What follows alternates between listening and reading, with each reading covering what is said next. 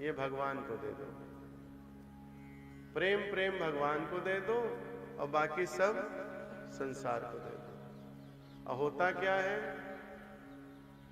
कि हम संसार को सब कुछ देते हैं, लेकिन प्रेम भी उसमें देते हैं, और वो प्रेम संसार को चाहिए नहीं। संसार तुमसे सिर्फ स्वार्थ लाए करें सब प्रीति, सुर नर मुनि जन कह यह रीति। चाहे देवता हो चाहे मनुष्य हो, हर कोई यही चाहता है कि वो तुमसे अपना स्वार्थ पूरा कर सके। एक दिन मात्र तुम्हारे भोजन ना बनाने के व्यवहार से, कि विचार कर लो कि आज हम भोजन नहीं बनाएंगे, चलो रात्रि किसी तरह कट जाएगी, दूसरे दिन सुबह भी कह दो आज हम भोजन नहीं बनाएंगे, तो सारा व्यवहार राधे राधे हो जाए, सारा प्रेम समाप्त। तो जो किसी के काम का नहीं है वो किसके काम का है? भगवान के काम का है। उनको तुम्हारे से प्रेम के अलावा कुछ नहीं चाहिए। निर्मल मन जन सो मोहि पावा, मोहे कपट छल छेद्र न भावा। उनको तुम्हारा निर्मल मन चाहिए। और मन निर्मल कैसे होगा? जब भगवान का सत्संग करेंगे। नाम संकीर्तनम यस्य सर्व पाप प्रणाशनम, प्रणामो दुख समनस तम नमामि हरिम परम। आखिरी सूत्र ही भागवत का ये है कि नाम संकीर्तन से सारे पाप कट जाते हैं। जब ही नाम हृदय धर्यो, भयो पाप का नाश। जैसे चिनगी आग की पड़ी पुरानी घास। घासों का पहाड़ हो, मान लो ये पूरा पांडाल घास से भरा हुआ हो, सूखे घास से, और एक माचिस की तिली कोई फेंक दे तो क्या होगा? बोलो क्या होगा? जलकर राख हो जाएगा। ऐसे ही चाहे जितने पाप हो गए हों अभी तक तुम्हारे जीवन में, इसका मतलब ये नहीं कि पाप को करो फिर नाम जपो तो कल्याण हो जाएगा। अभी मान लो नाम जप के घर गए और रास्ते पर पाप किए और घर पहुंचने पे मर गए, तो फिर कहां जाओगे? तो नरक जाओगे, क्योंकि उसने बीच में जो पाप कर लिया वो नरक ही ले जाएगा।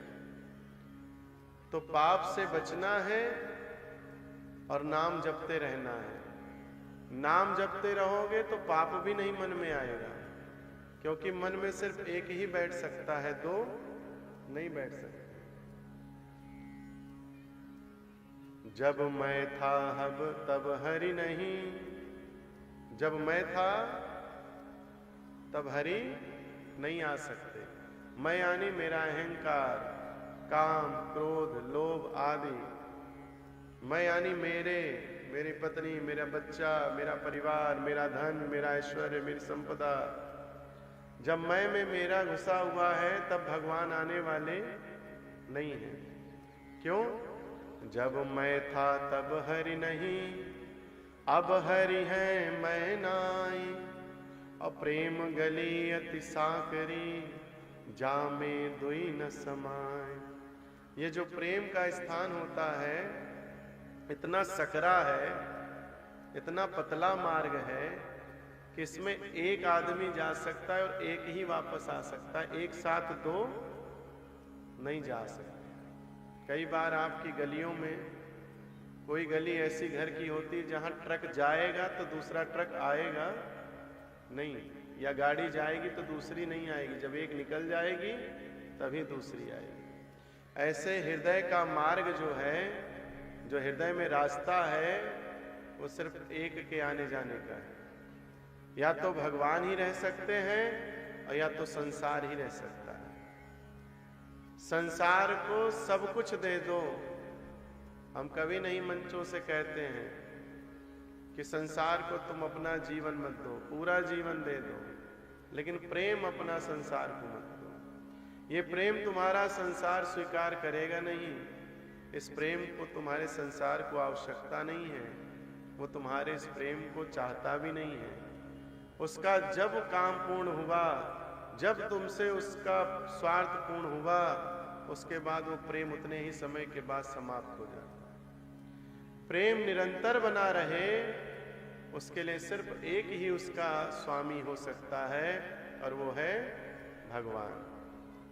भगवान को दे दिया प्रेम और संसार को दे दिया सर्वस्व। धन, ऐश्वर्य, संपदा सब संसार में दे दो, सबको दो, भगवान को नहीं चाहिए। भगवान को सिर्फ तुम्हारा प्रेम चाहिए। राम ही केवल प्रेम प्यारा, जान ले जो जान निहारा। तो भगवान सिर्फ प्रेम चाहते हैं। ये मनमुखी बात नहीं है। अंतर मन में जब अभ्यास करोगे तो लगेगा कि भगवान को सच में कुछ नहीं चाहिए।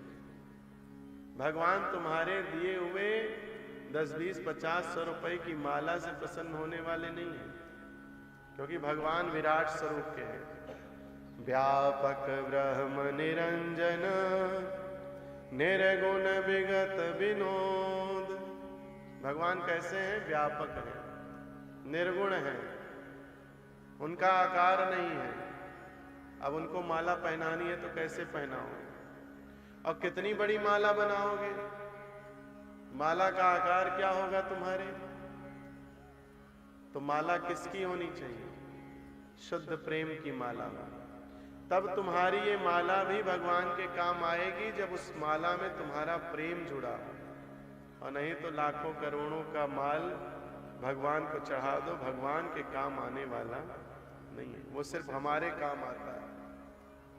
मंदिर के पुजारी के काम आएगा, देखने वालों के काम आएगा, यश वैभव बढ़ाएगा, लेकिन वो भगवान के काम नहीं आएगा।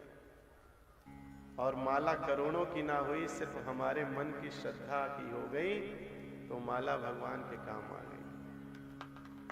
इसलिए